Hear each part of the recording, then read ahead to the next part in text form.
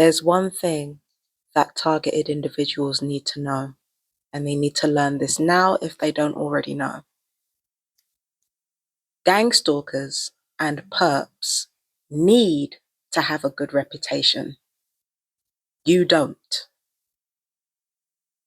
I'm going to say that again so that it's clear to you. Gang stalkers and perps need to have a good reputation. You do not. First of all, I'm going to tell you how gang stalkers maintain a good reputation. Classic narc abuse. We're talking about social isolation, smear campaigns, and discrediting. What the gang stalkers and perps will do is they will take everything about themselves, good and bad, and they will dress up and aestheticize these things. It doesn't matter whether they're good people or bad people. If they do something terrible, then they will play on their vulnerability, get people on their side. They do something good, they will exaggerate that and juxtapose them against the negative things that you do. So you will be cast as the villain. But this is the thing now. In doing that, gang stalkers and perps lead themselves into a trap that they cannot get out of. Because in order to balance out the terrible things that they do that will eventually come to light, they have to make themselves look as decent as possible so that the crimes that they commit don't even fall remotely in the realm of possibility. That is what gang stalkers and perps, for the most part, have to do in juxtaposition with you. Now, by comparison, you are going to be painted as the villain. So social isolation, it provides a foundation for rumors to spread about you, for your flaws to be weaponized against you to make you look as terrible as possible. Even positive aspects of yourself are going to be weaponized to make you look as terrible as possible. So the social isolation, it demonizes you through action rather than words. The smear campaign demonizes you through words. The discrediting is part of the smear campaign because what it actually involves is weaponizing both your positive and negative aspects. The way in which they do this is this. The positive aspects of yourself, they turn around and they weaponize those things by trying to exploit or expose motive. For example, if you share a drink with someone, or if you say hi, or if you're polite, it's going to be painted as you trying to manipulate others. So if you do something good, for example, I like to talk to other targeted individuals, especially online, right? That is being made out among gang stalkers as me recruiting people for a terrorist act. That is how they're painting it without saying it explicitly. That's exactly what I'm talking about. Something positive and normal, like fellowship among people of the same community, is going to be painted as terrorism. So that's one example in which a positive aspect of a targeted individual is going to be villainized. And if you have any character flaws as a person, that's going to be exploited too. If you're neurodivergent, you're not neurodivergent, you're paranoid schizophrenic. If you are, if you get angry sometimes, you're not angry, the people who are abusing you, the gang stalkers are in fear of their lives. It's never just a simple thing. You are always the bad guy. It doesn't matter what you do. You are always the bad guy. But hear what, right?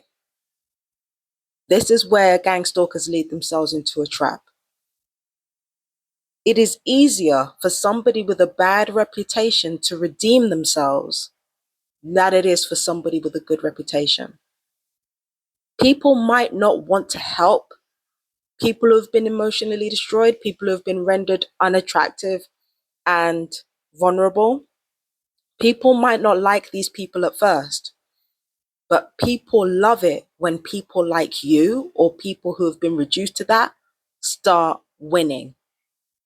People love Cinderella stories. And also when it comes to you being villainized, the more honest you are, the more it's going to stand out.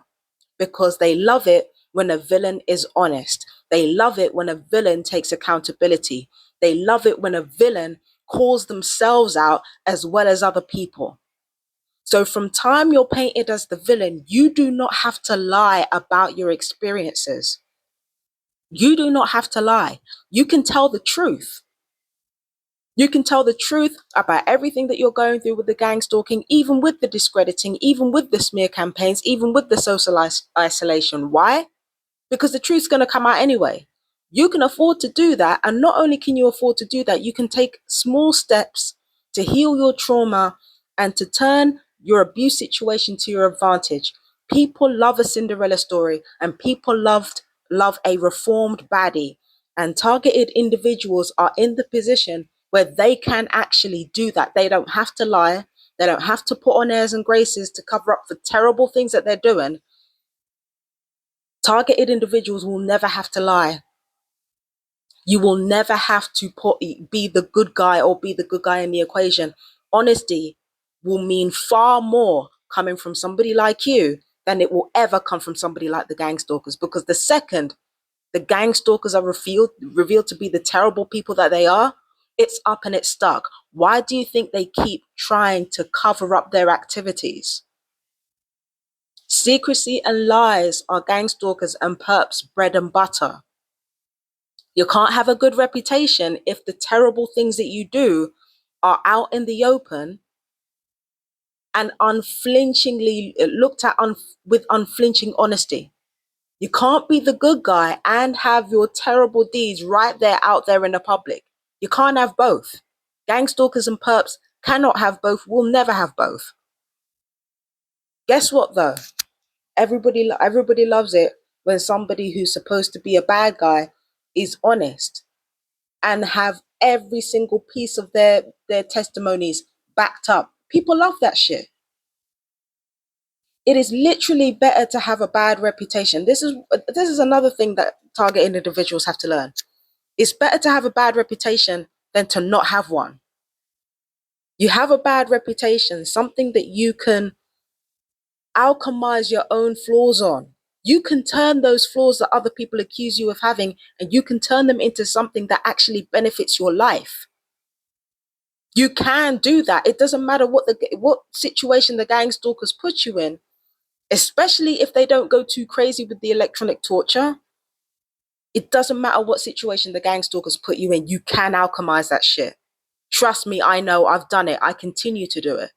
It doesn't matter what kind of bad reputation the gang stalkers give you. The truth always comes out. You always end up looking like the good guy in the end. Like, it always turns around in your favor. Again, why do you think that the gang stalkers and perps continuously lie? Because they have to. Building a good reputation on top of nefarious acts is a foundation built on sand. But if you have a bad reputation given to you by liars and abusers, and you're able to build a foundation of truthfulness, honesty, and evidenced testimonies on top of it, it takes longer. And you've got to start from the bottom, especially with the financial abuse and the legal abuse against you. This is something that you can only really do when you're starting from the bottom. You can't do it when you're like too integrated into normal society. This is something you can only do when you start at the bottom. But when you start off with a bad reputation and put truth, honesty, and evidenced testimonies at the top of it, you are going to win sooner or later. It's not going to be quick. It's going to be drawn out. But you will win in terms of gaining your sovereignty. You just have to know how to turn your flaws into victories and embrace the villain role. Let them paint you as a villain. Really be in the mindset of, I don't give a fuck what you've heard about me, go hear it again. That needs to be your attitude. You could eat that, because the gang stalkers will always have you obsessed with playing the game of being the good guy in the eyes of other people. Don't do that. Let them assign you that role, and then watch as their houses of cards crumble, because they will, and they always do.